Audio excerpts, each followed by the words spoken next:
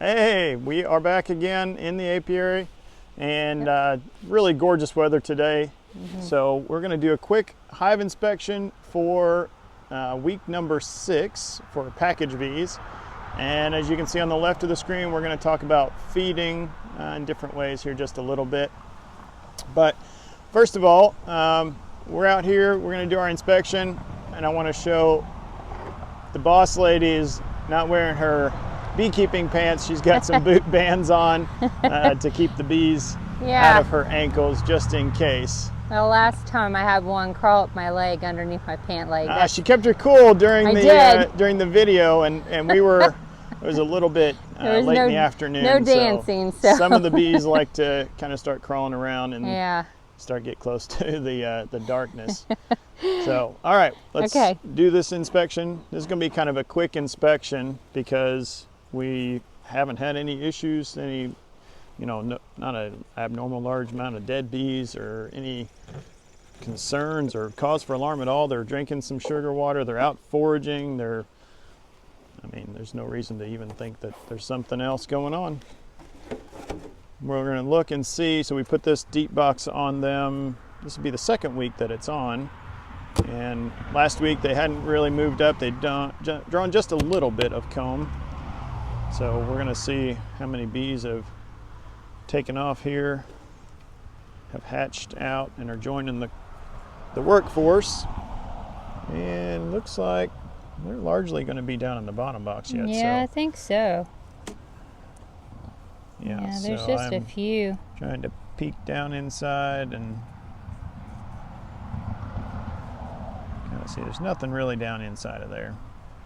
Yeah. So we're going to just push that back together, center those frames up, and then, so on a 2 brood box inspection, again, I like to put the outer cover on the ground as kind of a tray to catch loose bees that might fall out of the bottom of the box or crawl out of the bottom of the box looking for a home.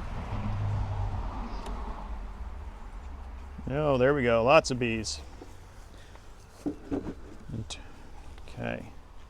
And so, look, they have eaten all of the pollen patty that we gave them. You can see kind of the stain there. Yep. So that's good. Yeah. And they are all the way out on both sides of this box. So we've basically, I can see the drawn comb inside of here. So this is 1, 2, 3, 4, 5, 6, 7 and a half plus that half. They got 8 frames there, so they've still got a little bit of room, and that's probably why they haven't moved up just yet. Kind of had some temperatures up and down, some cool weather and lots of rain off and on, so they kind of been cooped up at home, and they're eating some sugar water and some pollen patties, so that's why we give it to them. Yeah, we'll pull out this frame here and take a look here to show everybody what they're doing. See what it looks like here on the outer edge. Yeah, and again, we have the entrance on the left side of the box, so look at that. Biased all the way out here.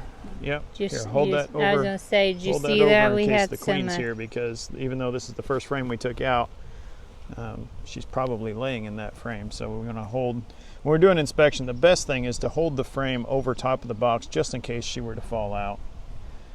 Yeah, they've got pollen all the way out here. It's some dark pollen. That's from the pollen patty they put away, and a big chunk of comb fell off when I pulled this out. That's what I was trying to show you. They're just overdrawing this side of that honey foundation, in it. And so they are. Yep, they are filling things up. Okay. I don't have any concerns, no reason to look through this hive. We don't want to overstress them by doing inspections anyway, so once a week is kind of the most that you want to do. We're doing it for video's sake, mostly just to kind of keep everyone updated on progress for these package bees in this area. And I got to say, these packages are really phenomenal. These are the best packages that I've ever had. So we got good quality packages. Okay. So there is one empty frame. I can see it's empty on this side, and again, because they're biased with the entrance, go ahead and pull that frame out on that side. We're going to shift the brood nest to the center of the box. Just a little bit of management here. So you can see that side is still undrawn, and they are, yep, they're working on that side. So just to kind of even things out, and they're kind of favoring this side of the box anyway. Take your hive tool and make some gap there. We're just going to index one frame from the basically the right side of the box to the left side of the box and center up the brood nest here.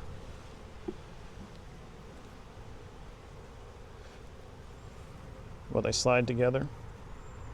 Not real great. They're all here.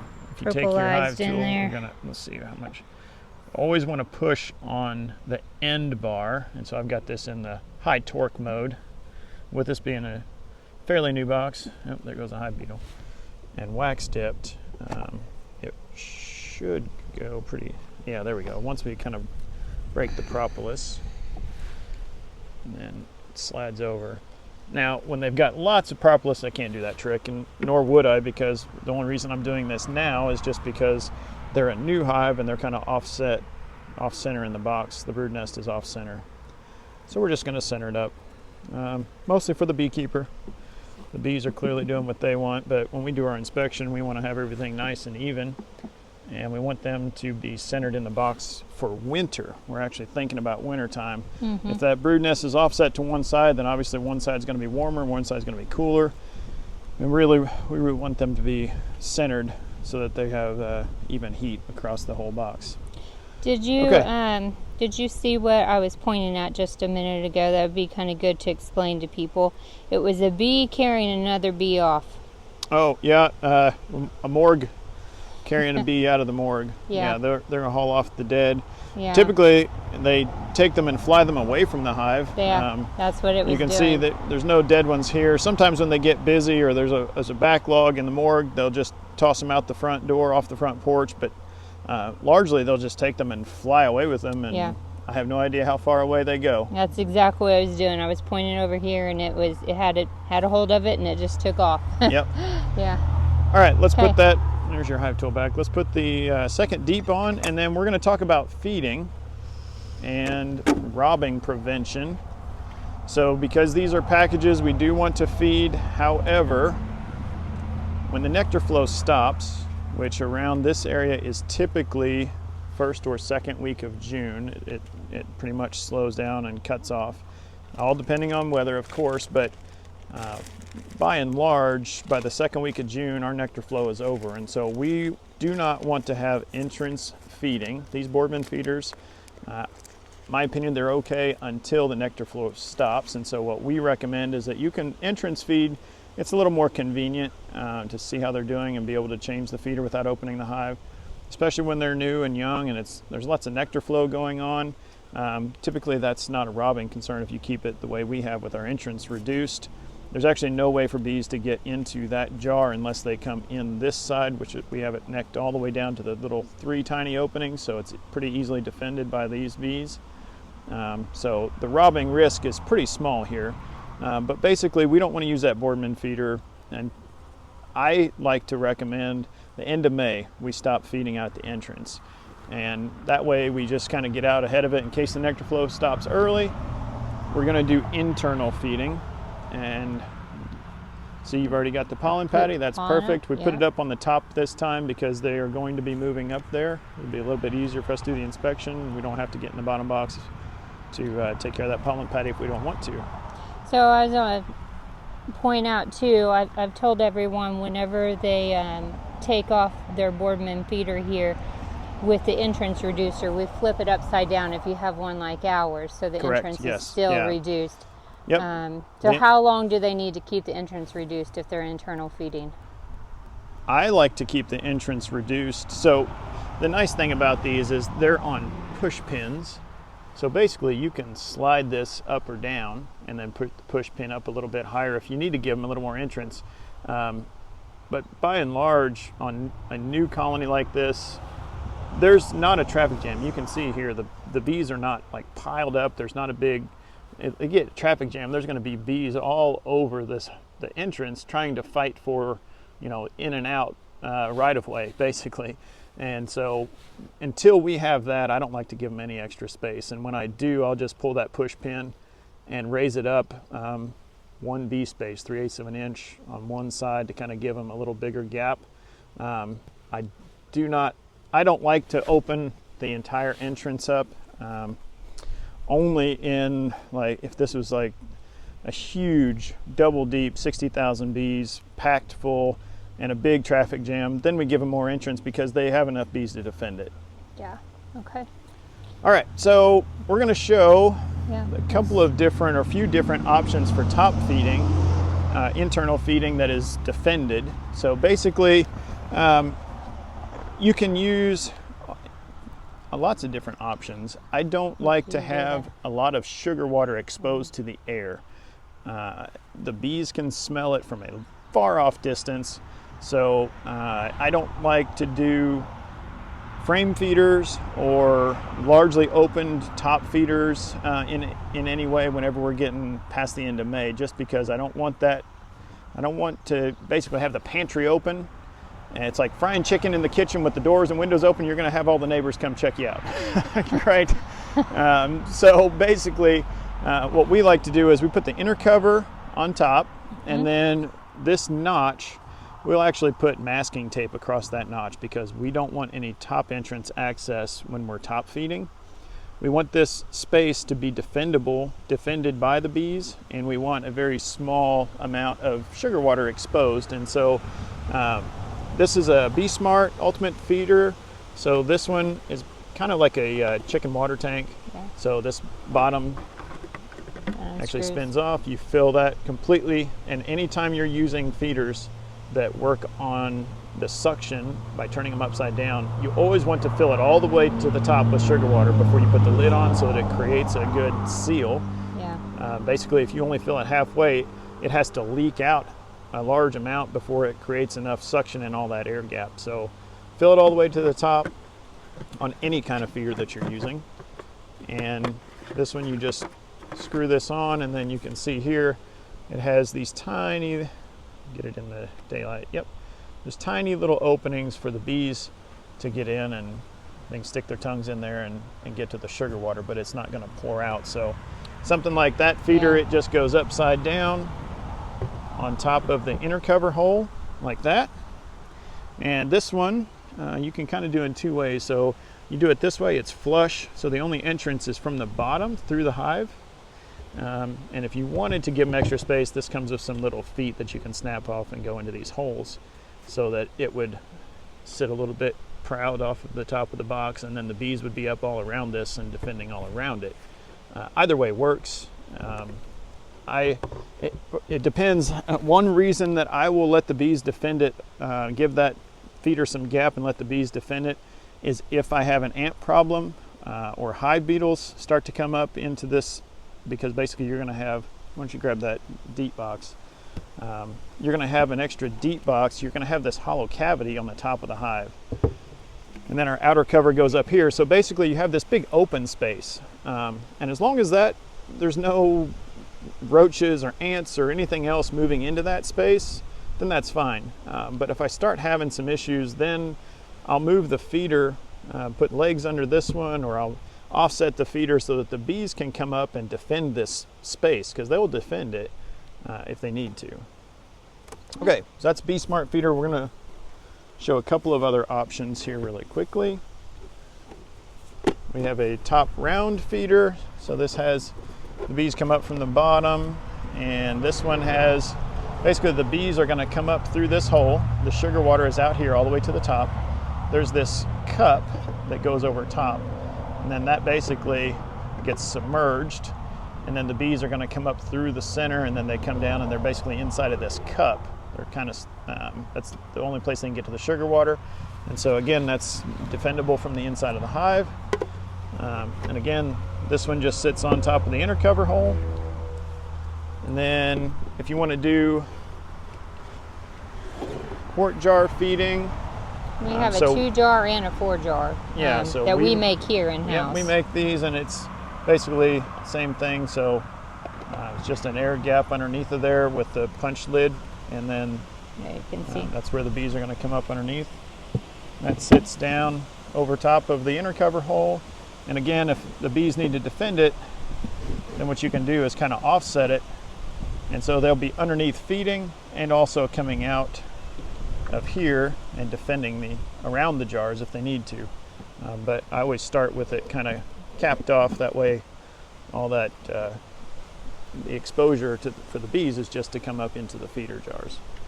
And then the last option, and again, all of these are different options based on how often you want to check the hive.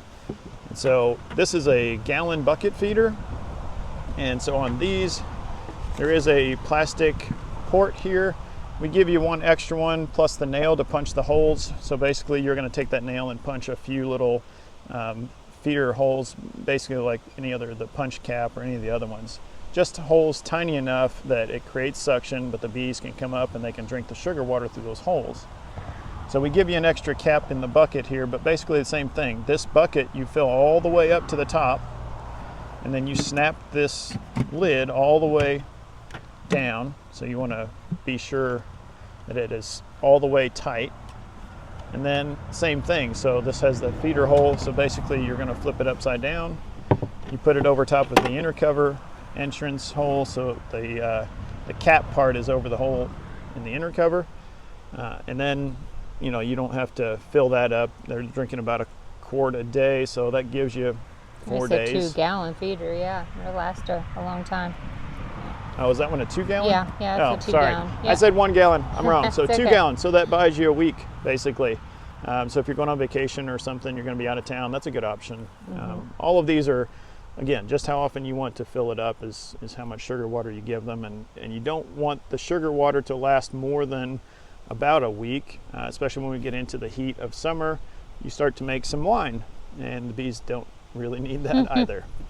And we have one other feeder we did not bring out here. You kind of mentioned it briefly. It was those division frame feeders. Yeah. Yep. Yeah. I use those early in the season, but again, after a nectar flow is going to get cut off, those frame feeders, depending on which type, some of those have some extra air exposure to the sugar water, and it just kind of puts that into the environment and rings the dinner bell a little bit more than these other feeders. So basically we're going to keep feeding here for another week and a half, 2 weeks, and then we'll move into top feeding if we still need it here.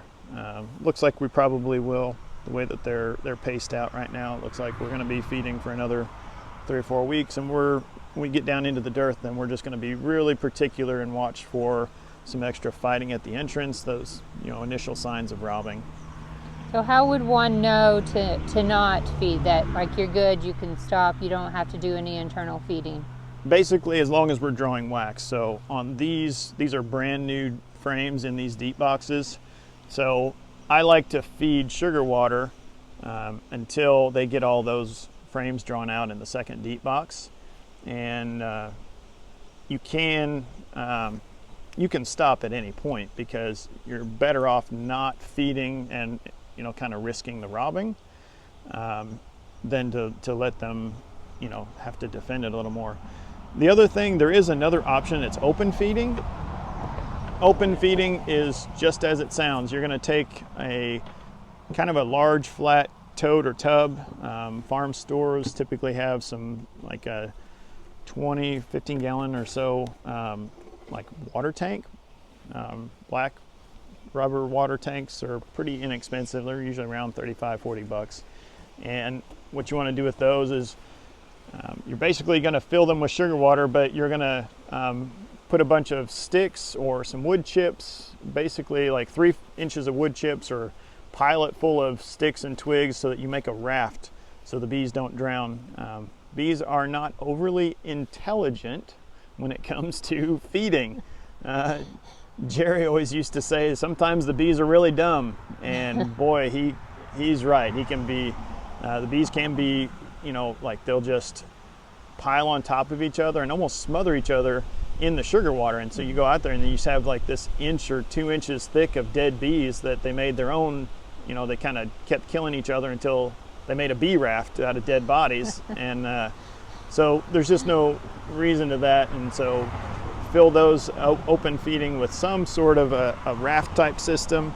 And the disadvantage is that obviously it's open feeding, so it's an open bar for anyone and everyone. It's a buffet for yellow jackets, wasps, neighbor bees, your bees, the neighbor bees, feral bees, everything that wants something to drink or eat whenever the dearth is happening. You're just going to share alike. So, but there are times when that's necessary, and I do that quite often actually. When I've got some weak hives, like when I'm doing mating nukes, I've got some late queen rounds oftentimes, and you know, they're not going to make it through winter. I'll overwinter them in nukes, but I need to boost them. So I use open feeding because they're not strong enough to defend even with an internal feeder. So I think it's kind of easier sometimes too. You know, it is easier. You just go out and pour some sugar water you don't have to worry about into the tank. robbing. You know, you're good. So. And oftentimes what I'll do is I'll move that tank around, so you don't want it within a straight line shot of your hives, because that can kick off robbing as well when the tank goes dry. But ideally 50 to 100 yards away from your hives, and ideally around a corner, so that there's not a straight beeline line of sight to the feeder to another hive. And oftentimes that's enough to keep the bees from kind of moving from the tank to robbing one of your hives. But what I'll do then is I'll fill that tank and let it, you know, get drained empty, and then I'll just move it, I don't know, 20 yards in a different direction, just so that all of the neighborhood has to find it again as well. Because sometimes the yellow jackets and the wasps and the ants can be overbearing, and so we want to give the bees as many opportunities as we can. So I kind of move it around so the bees can find it a little bit quicker, and make it a little bit confusing for the rest of the crowd. Okay. All right. I think that's all we've got today. I think so. Button them back up. We're going to button them back up with a hive tie and a strap. That is. Yeah, and we had some bad weather. It came through, and as you can see, all of ours did really well. Had some high winds again. Yeah. Threats of tornadoes and limbs and trees down. So always keep those boxes nice and tight, tied together, so that the bees do not have to worry about being upended during a windstorm, and you have to go out in the rain and stack them back up. Together, I've done that way too many times. Yeah. We've learned the hard way. Yes, learn from our mistakes. That's right. We don't want you to have to do that. All right, that's all we got this week. Thank you, everybody. Thank you. We'll see you next week. We're going to do Varroa check. Hopefully next week, if the weather cooperates, we'll do Varroa mite checks. So stay tuned. Yes. See y'all. Have a good one.